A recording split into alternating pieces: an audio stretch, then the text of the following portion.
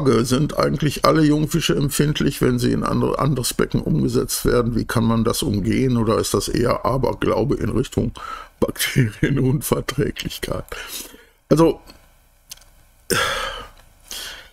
die Erfahrung, die ich mit Jungfischen gemacht habe, ist eigentlich völlig konträr, also völlig andersrum. Ja, also nach meiner Erfahrung sind Jungfische ganz besonders anpassungsfähig. Ja, die kommen also wirklich mit widrigen Umständen noch klar, wo ausgewachsene Fische schon lange den Schirm zumachen. Ja, also ich meine, man muss ja mal einfach mal denken, in der Natur ist es so, dass Jungfische sich nicht im freien Wasser aufhalten. Ja, die halten sich in der Regel, in Ufernähe, in der ich sag jetzt mal einfach mal Schilfzone, ja, also in der bewachsenen Zone auf. Zum einen Schutz, zum zweiten Nahrung, ja, also viel mehr Nahrung als im freien Wasser. Ja, die können also alles, was an den Pflanzen wächst, und davon können die sich ernähren. Was allerdings auch mit dieser pflanzlichen Zone, also mit dieser, wie wir sie auch immer nennen, Schilfzone oder ja, die wird ja immer flacher, und die ganz kleinen Fische, die tummeln sich in den wirklich teilweise flachsten Gebieten. Da ist es aber oft so, dass also der organische Eintrag durch absterbende Pflanzen, ja, durch Aufwirbeln des Wassers, durch irgendwelche Tiere, die da durch den Schlamm warten, dass die Wasserqualität da also wirklich häufig sehr, sehr schlecht ist. Ja, das kann also tatsächlich bis in den, ich rede jetzt mal vom Redoxpotenzial, bis in den negativen Bereich reingehen. Ja, also wer das schon mal beobachtet hat, in Seen, Teichen, in Ufernähe, gerade da, wo es bepflanzt ist, findet man also oft so sporadisch aufsteigende Blasen, ja, also so brrrt, dann kommt da so ein Blasendings da raus, und dann ist wieder gut, und dann kommt an einer anderen Stelle und, ja, das sind Fäulniszonen, ja, da kommt also richtig, ja, entweder ist es richtig Fäulnis, dann kommt da sogar H2O, also Schwefelwasserstoff raus, oder es ist Stickstoff, ja. Also in diesen Zonen ist ein besonders hohes organisches Aufkommen, ja. Und wie gesagt, durch diese Fäulnisprozesse oder Zersetzungsprozesse, die da auftreten, das sind halt reduktive Prozesse, und da kann also das Redoxpotenzial in diesen Bereichen also wirklich extrem absacken, ja. Und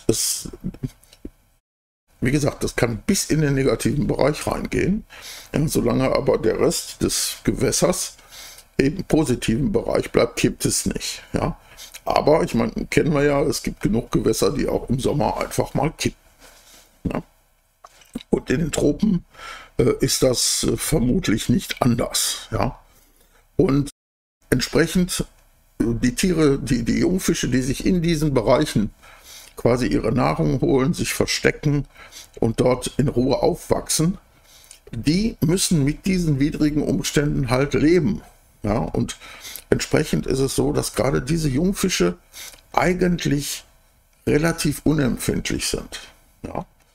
Deswegen muss man also Jungfische, wenn man Jungfische aufzieht, auch in einem separaten Becken, da muss man nicht zweimal am Tag einen Wasserwechsel machen, nur um die Wasserqualität hochzuhalten. Ganz im Gegenteil.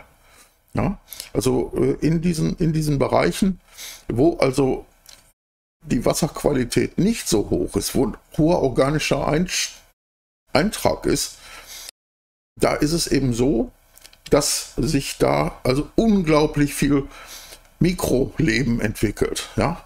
Plankton.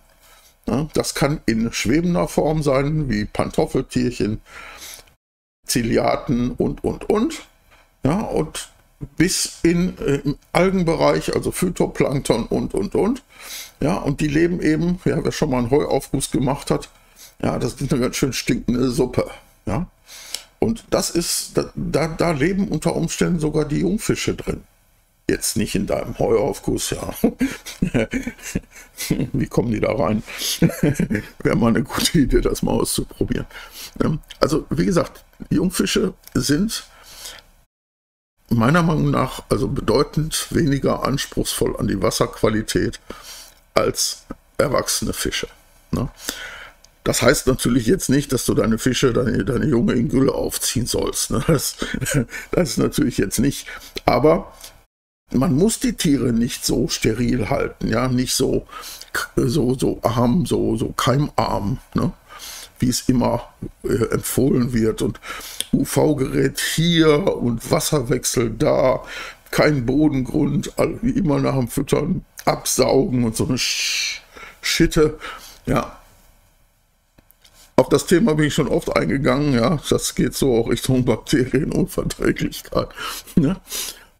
Und also, wie gesagt, kein Kopf machen, ja, nicht übertreiben damit.